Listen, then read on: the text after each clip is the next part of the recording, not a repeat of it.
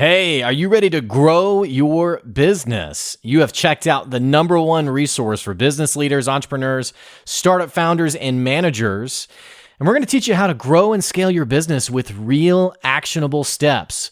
There's no fluff in this podcast. It's just good advice. Check out this episode. If you're a first-time listener, make sure you subscribe to the podcast. And if you enjoy this episode, leave us a 5-star review. On today's episode, I'm sitting down with Angela Kubisky, and I got to tell you, this episode is the one you really want to dig into. She totally nails it in talking about what's wrong with networking, what's wrong with business relationships today, and how you can really take relationships to the next level to drive sales for your business, to drive engagement for your business, and really, how do you make networking something that's incredibly valuable and profitable for your business? I loved my conversation with Angela. I think you're going to enjoy it. Hey, stay tuned. Here comes your good advice.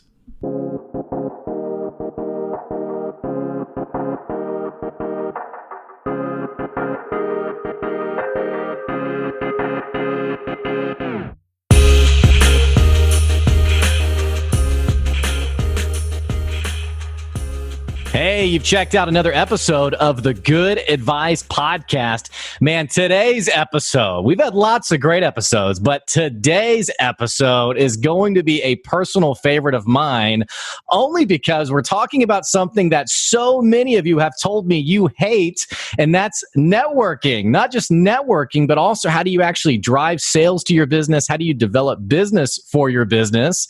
We're going to be talking about that today. I'm sitting down with my friend Angela. Angela, is it Kubisky? It is. Hey, look at that. I even said it right the first time. Angela Kubisky, who's joining us today. Angela, I'm so thrilled to have you on the show. How are you today? Mike, I'm doing well. Thank you for the invitation to speak to you and your listeners on the topic of networking, developing quality relationships, and business development in a climate that it's more important than ever before to make those solid connections. And you know what? You are so spot on.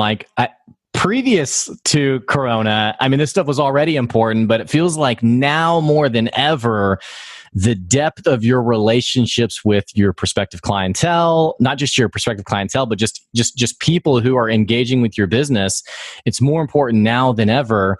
Talk to me a little bit about, with coronavirus, kind of the craziness, sort of, hopefully we're past the most intense parts of it. What are you thinking in terms of your own business, in terms of other people's business? What should people be thinking right now? It's a great question, and I wonder how many people are acutely thinking about what they should be thinking about, because I'm seeing that most people are missing the mark. People are talking a lot about what they shouldn't be doing right now in networking and business development, and not a lot of people are talking about what they should be doing. So from my perspective, what people should be doing is basically almost the same things they have been doing pre-coronavirus environment today. So for example, as it pertains to networking. So if I was going to be invited to a networking event and I found out a little bit about the event ahead of time, reviewed the attendee list, found out who in that event I would really like to meet, start to build a relationship, and then discover how I can actually add value, it would put me ahead of the rest of the attendees, because there's studies that show that only like 1 in maybe 100 individuals take the time to be deliberate about how they want to prepare for the event and what kind of value they want to get out of the event. So if you're like me and so many of my peers, you have been invited to a number of Zoom networking events where you find 5 and sometimes even up to 20 people on a Zoom call where people are just trying to connect, or even if it's one-on-one. And I'm finding out that they're still not preparing to attend that type of virtual networking event, when in fact, if they did, it would set them apart and actually help them to make that connection to have some value in the future.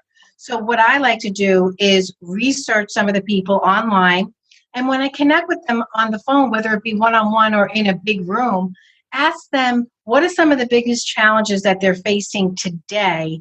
And how can I help you today? Not from a perspective of, I want you to buy my services or invest in you being my client.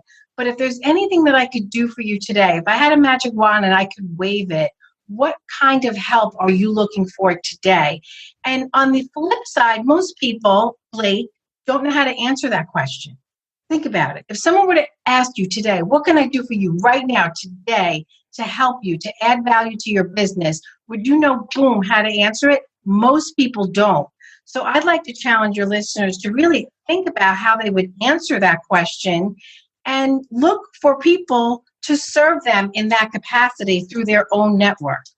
Well, there's a lot to unpack there. And, I think building from the back half there, I think the reason it's so tough to answer that question is that not a lot of people are really out of the weeds of their own business. They're really, it's the whole expression of working in your business, working versus working on your business.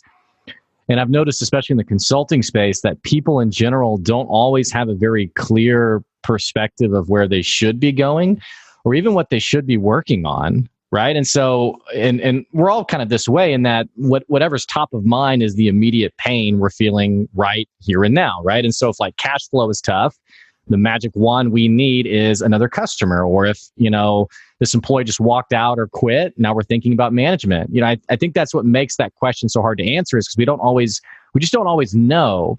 The other part of that, and I think, and you might have a piece of advice here, it's a great question, but I think people have a hard time asking that question in a genuine, intentional way. Because think about it, we've all been on the sales call, or even not even the sales call, the networking call, where someone says, what can I do to help you today? And every person and their mom rolls their eyes, or they roll it internally and they're like, oh, great, I'm about to be sold to. Even when you don't, and this is what I love about what you're saying, is you're saying legitimately, how do you genuinely ask that question, even if they're not going to buy from you? But it's interesting because people I don't say we've overused that statement. We've lost our sense of genuineness, where now we can't have an actual dialogue or a real relationship with someone without them being suspicious of where is he taking this? Where are we going with this? It's interesting. I don't know what your thoughts are there. Well, you make some good points. So I want to talk about, first of all, people who don't know exactly what they need help in because they're not out of the weeds. So that in itself, what you said, should provide some revelation to our listeners. Are you that person? And if you are, you need even more revelation about what you need and how we can help you.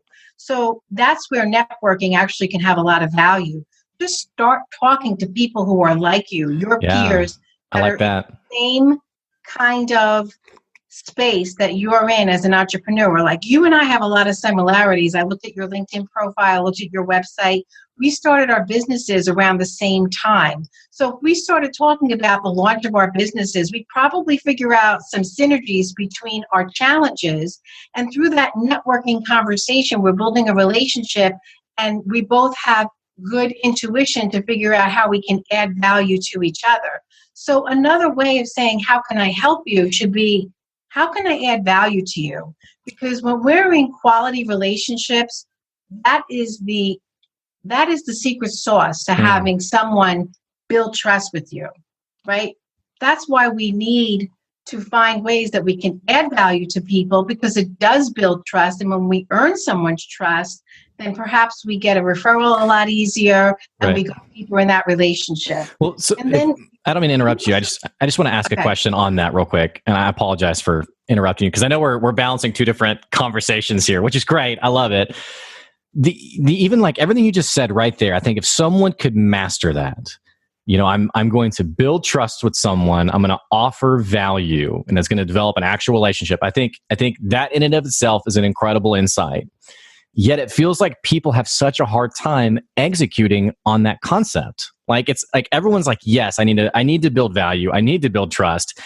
But then the actual now go do, it's like, okay, what do I do now? In fact, I've seen some people who don't even know what that word means. They'll say, hey, I want you to buy from me, and I'm just trying to give you value. And it's like, well, no, that expression isn't about you buying. It's about leading with, it's sort of like the altruistic, here's something I'm going to give you that will help you, and it may lead to the sale. And so are people just struggling with sales in general? Are there just bad habits out there? I mean, why does it feel like people can't really execute on such a simple but wonderful concept? I think it's because they don't have enough margin in their life. I think if they were to slow down, stop, really do a self-evaluation, create more self-awareness in their lives, that they would have a lot more revelation about how these things evolve, how people could be attracted to our world, find out more about what we're doing for our clients and why our clients are raving fans of ours and why they should be engaged with us. I think it has a lot to do with them being spread too thin and not having enough time to really think about what is next in their business. Does that make sense? Yeah, totally. Yeah. No, I did cut you off. If you wanted to go back to what you were going to finish with earlier. Well, we talked about people don't really know how to ask for help or what kind of help we need. And I think the savvy networkers out there, like you and me and some of your listeners, have to kind of own up to helping them figure it out. So when we know how to read body language. So when someone is answering and they're uncomfortable with the question, rescue them. Say, look, maybe you don't know the answer to this question, how I can help you, but let me just tell you some of the people that I was chatting with last week who I networked with one-on-one, some of the challenges that I'm hearing today. And using your intuition, try and find somebody that could be experiencing the same exact challenges of the person that you have in front of you, and then use some of the solutions that you provided to the other person that might be helpful to them. So just for an example, say, hey, look, I was just reading one of my buddy's LinkedIn profiles. He had happened to ask me for feedback. And I knew what this guy did really well. And when I read his LinkedIn profile, he asked for the feedback, so I gave it to him. It was kind of missing the mark. I didn't see some of the services on his LinkedIn profile that he offers, so I gave him some ideas about how he could enhance his profile. So I feel like it's something that I could probably offer you if that's help that you would like to see. So I'm just trying to help people in my network. Anything that I could do for you in this environment that's going to add value. I just want you to know that I'm here for you. It's tough out there to make new connections. So the existing connections that we have, it's even more important to take a deeper dive to find out how we can add value. I love that. And so rescue them. Tell them how you can help them. Know your own strengths and let them leverage it. Mm-hmm. Do you feel like for entrepreneurs especially that this conversation of how do I need help is a bit difficult to, because here's what I'm thinking about is it feels like, especially in the entrepreneurship world, it's already hard enough to be an entrepreneur, but on top of that, separate from business ownership, entrepreneurship has sort of a stigma or a cliche to it of it being this very sexy, oh, I'm an entrepreneur. Oh, it's amazing. You get on LinkedIn, and I have my other monitor here. You get on LinkedIn and people are talking about, the people they're helping, and they're writing this awesome story about a client they served. And I'm not saying any of it's not true, although some of it probably isn't. But it almost feels like there's this game we play, especially on social media, of I have to show I have it all together. I have to show that I know exactly what I'm doing. And so when we get on the subject of being willing to share what I need help with, or how you can help me, or what I'm struggling with, it almost feels like entrepreneurs, separate from everyone else, can be a bit hesitant to really say, hey, I need help getting customers. Hey, I need help with my cash flow. Hey, I need help, with X, Y, and Z. In fact, I even have a Facebook group it's got something like 150 entrepreneurs in it. And I can't think of the last time that one of them, actually, I can think of one person in the last month who just, bared her soul and was like, I am having a tough time. And it was like, you're not the only one. It's just that everyone else, there's just something awkward, I guess, in the entrepreneurial space about saying, hey, I don't have it figured out. I don't have it, So have you seen something similar? I mean, is it something that's specific to entrepreneurs? I mean, what do you think?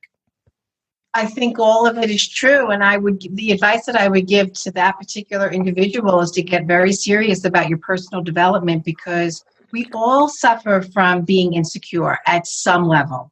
Some of us have very deep insecurities that show up every day, all day. And some of us have just a little bit of insecurity because we've worked so hard on our personal development and professional development. I should say personal growth and professional development, which I am an extreme enthusiast on both, which is why I think it's a lot easier for someone who's working on themselves personally, that they could be a lot more open and vulnerable when the opportunity is presented to us by someone they trust, to tell them, look, this is where I think I'm struggling the most. And I could see that you have a lot of wisdom in this area because of your success. And it would be amazing just to get some feedback about how you think I should move forward, what my next steps are. It takes a lot of trust to be able to ask a person that. So where are you in your relationships? I would ask that person. Like, if you feel that insecure about opening up, then perhaps we need to start thinking about the relationships that you have, and can we do a better job with building trust in those relationships so that we can be more open, which could lead to solutions beyond our own ability to figure out. You know what that reminds me of is just entrepreneurship in general, or I guess even just business ownership. I think the personal journey side of it is also not very sexy, but I mean, what you're talking about is someone realizing, hey, these are these things that are these deep limitations. And I don't even mean like limiting beliefs in terms of like, maybe like, you know, I don't think I'm worth much, so I'm not going to charge much. I mean, like these things that maybe are blind spots that, like, part of the journey of entrepreneurship is you're sort of uncovering these things that are keeping you from more success. And it's not very fun, I guess, to walk through those things, but I guess the ones who make it long term are the ones who are willing to say, hey, I'm willing to work on that. And not only that, I think the ones that are making it long term are exhibiting a lot of courage, and that they were brave in the beginning. And, you know, like when I started my own business only a year and a half ago, I had a very robust network because I'm a former chamber executive. So you can imagine we had 1,000 members that represented over 100,000 people in the workforce. And I was able to connect with so many people, and I loved building relationships. So I started my business with everybody in my network having the interest in what am I doing now and where am I going with it and how can they help and support me. And the reason why I had that kind of attention is because I spent so many years finding ways that I could add value to people in my network, and not ever thinking that I deserved anything back from them. So when we have a mindset of giving, serving, supporting without any mindset of saying, okay, well, what are you going to do for me now? What are you going to do in return?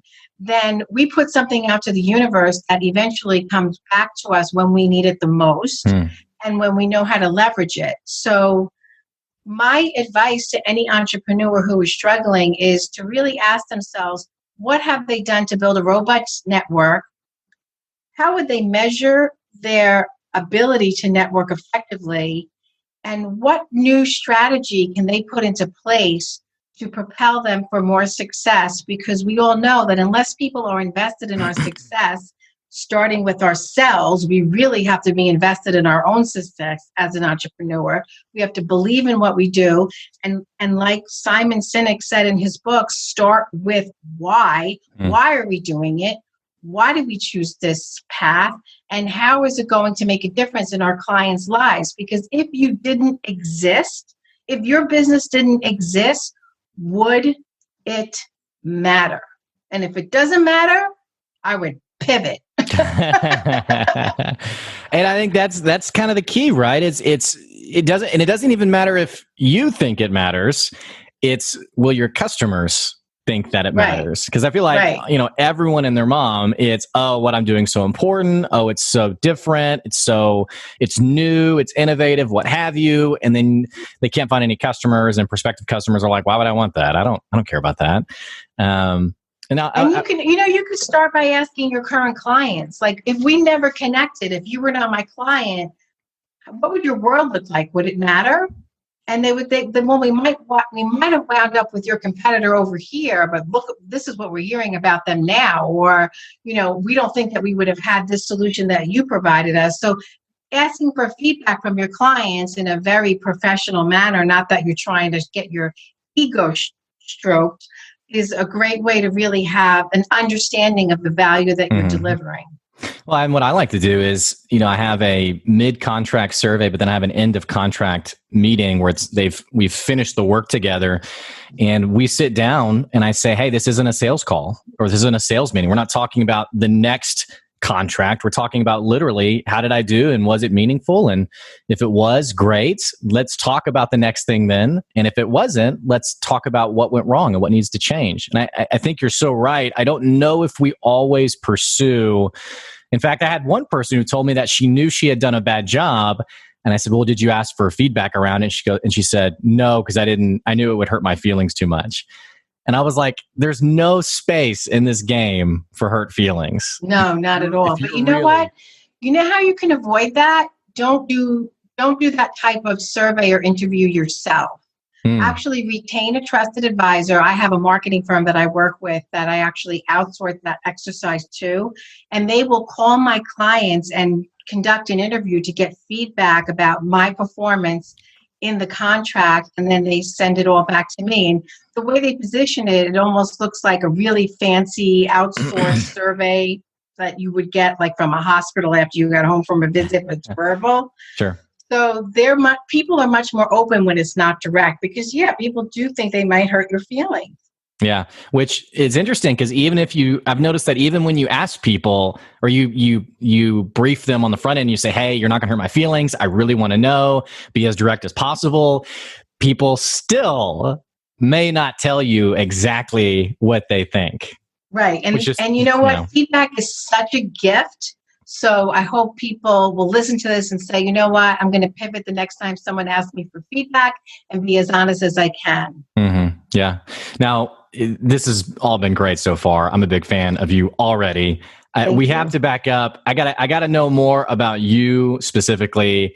I don't even know where you're zooming in from right now. Where are you? Talk to me about who you are a little bit. I want to get a little bit of the story of Angela before we run out of time. Sure. I'm from New Jersey, northern part of New Jersey. I'm about 45 minutes from Manhattan. And I started my career in banking. I made it to the VP level. I was in charge of marketing, business development, new branch openings, and training and development for one of the largest banking institutions in New Jersey. And while I was a banker during the last 10 years of my career, I was a very active member of a regional chamber of commerce. And I was so passionate about their mission because it really served the community well. So when I was a member there, they had about 500 member companies that used the chamber for networking, business development purposes, education, public policy. They had a lot of different committees.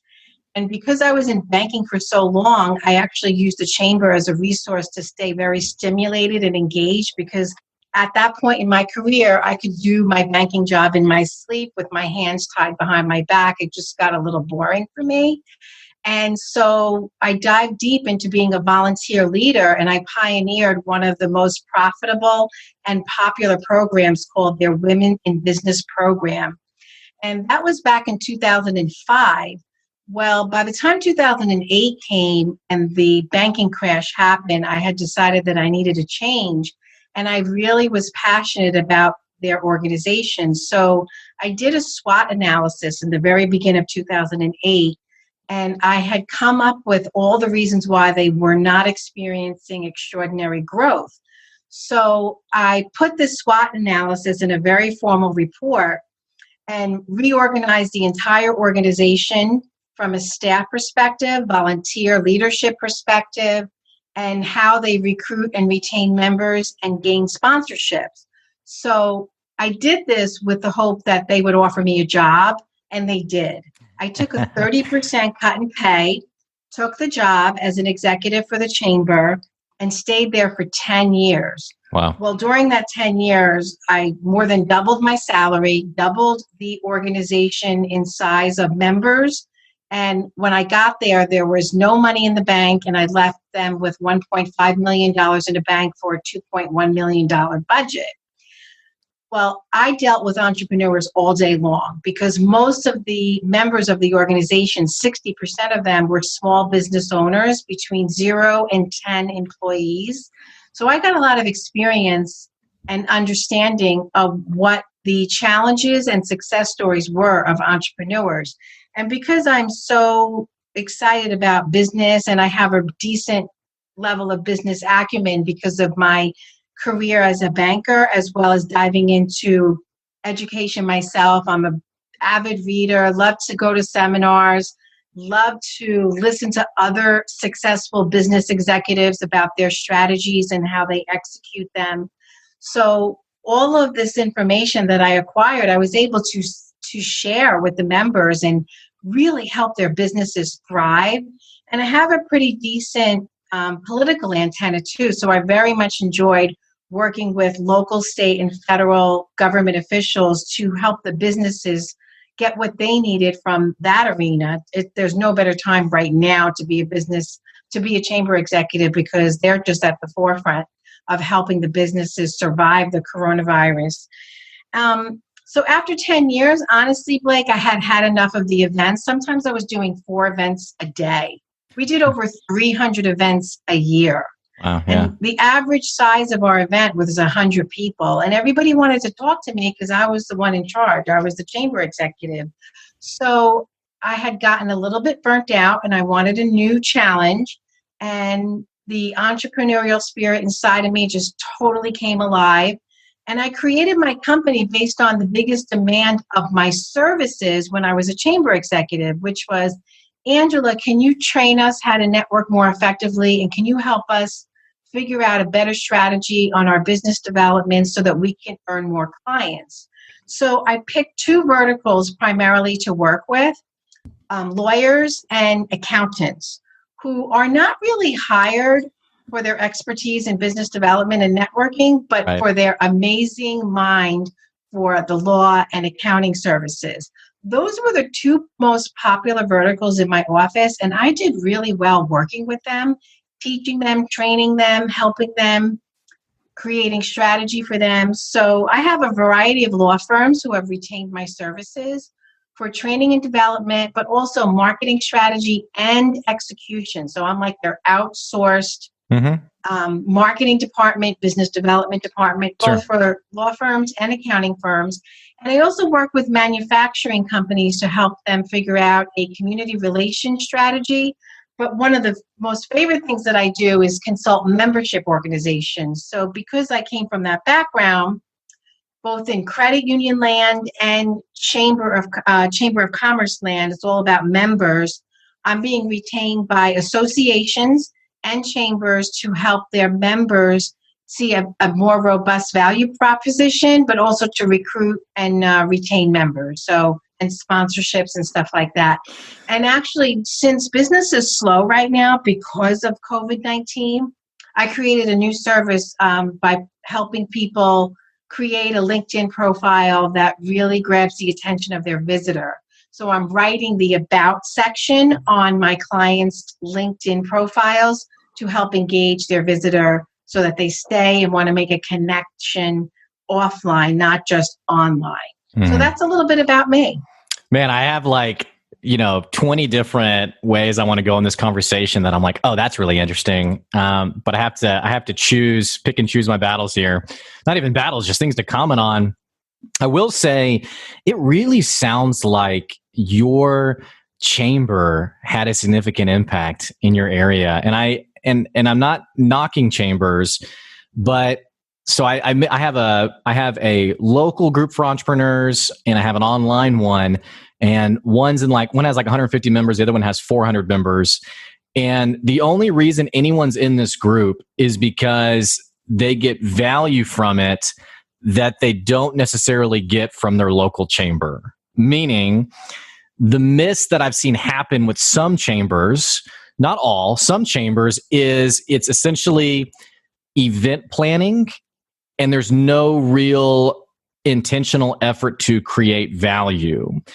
And so you talked about how, there's so many people. I mean, you're building this ripe network of people that you're just trying to impact. You really have a heart for these entrepreneurs. For us, in our area, that's a group that I don't know if they are fully supported. Most often when they go to a networking event hosted by a chamber, it's usually sales central. It's hi, here's my card, it's a card swap, it's what have you. And so it feels like you've sort of created a name for yourself by really approaching that chamber experience from a different way. And I don't know if that just is something that just has always come natural to you. It sounds like you are a natural connector and a natural networker. But I think if other chambers could really mimic that, it would have a pretty significant difference, especially right now in COVID world.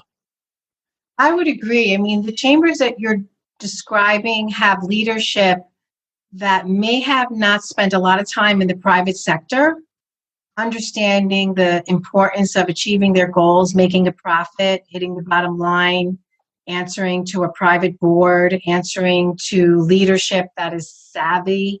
There's a lot of unfortunate nonprofits out there that don't get the pressure, I think, of a private sector company to produce value for their constituent. And I have seen that in some chamber leadership, and I'm trying to change it. If a chamber is not involved with their trade association, which there's two of them, there's one called the National Association of Chamber of Commerce Professionals, and the other one is the United States Chamber of Commerce. Both of those organizations are vital to help leaders, and also a leader, no matter where you're leading, has to be an exceptional listener. So are they listening to the needs of their members, or are they just producing events because it's what they've been doing year after year after year? Oh, we've always done it this way. Well, that's stale and that's not working. I mean, we needed to do two things: produce value and produce revenue. And the second never came before the first. I love that. Now, you're on your own entrepreneurship journey right now, and you've even mentioned how you've pivoted a bit and you've rolled out this LinkedIn offering as well. But just looking back over the last 18 months, I mean, you and I have both been in business around the same amount of time. How's the entrepreneurship journey been for you? A lot more difficult than I thought it would be. Isn't that the truth? Mean, it took me a good, I would say a good 8 months before I landed my really first great client. Yeah. And before coronavirus hit, I was up to 5 awesome clients, and I had a very robust pipeline for business that I really desired. I mean, what I didn't realize is that as an entrepreneur, I thought I was just going to pick and choose my clients, but unique clients. So if the scope of work isn't exactly what you like, well, tough. You got to do what you got to do to put food on the table, right? Yeah, right. So I am accepting some work right now that isn't really the type of work that I thought Amplified Business Connections would be getting, but I'm doing it because the other work is still yet to come, and I'm still being prepared for it.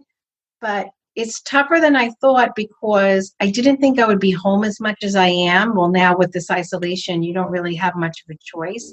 But even before then, I was finding myself out of my home office only 2 days a week, which is 2 days not enough. I need to be out. Well, I need to be home only 1 day a week. So that part I don't like at all.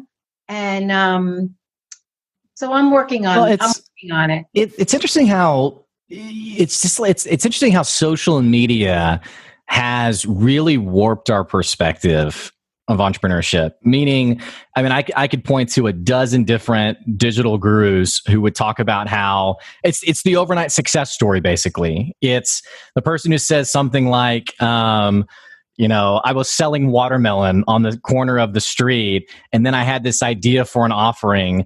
Now, 3 months later, I'm an 8-figure business owner, and you can be too if you buy this course from me, or what have you. And just like exactly what you're talking about, I have a story real quick of there's a guy local here who he's in charge. He helps run our local airport. He has helped run one of our local fortunes. He's incredibly experienced. him and I sat down for coffee, and I don't think I was quite to the 8-month mark. I think I was around maybe 5 months or 6 months, but very sparse in terms of clientele, in terms of paying clientele. And I was kind of like, what am I doing wrong? And so I was picking his brain on like, what's going on? Like, what do I need to do? And he basically was like, how long have you been in business? And I was like, I think like 4 or 5 months. And he was like, oh, you're fine. He said, you just need more time. That's all you need is just more time. And exactly what you said, around that maybe 6, 7, 8-month mark is when the momentum really started to click and turn into paying customers.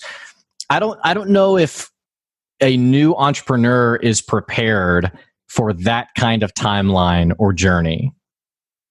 And 8 months in this world feels like 16 months in any other world. Sure. But, I failed to finish that. Like after I finally got these 5 or 6 really awesome clients and I was serving them for 3 months, all but one terminated.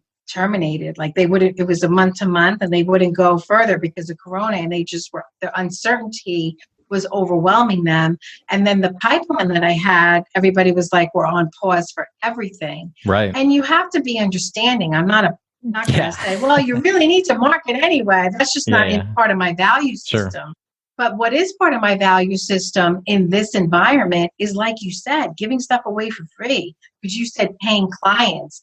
Like for the LinkedIn business that I'm focusing on, I gave away 3 LinkedIn profiles today just to be able to show people examples of the value that I can deliver in this service, so that maybe when the time is right, they can refer me to someone who has the means to make that type of an investment. It helps me and it helps them.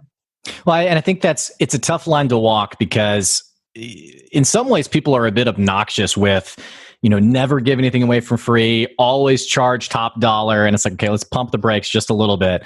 I think right now is exactly what you're saying. It's a great time to really build up good faith in people, but also to build up some reps with, even if they're not paying customers, so that it does come back to you down the road. I mean, I know for me, when Corona hit, it was a local business that had like 25, 30 employees, and they basically had to let go almost all the employees right off the bat. I mean, they didn't have the cash flow.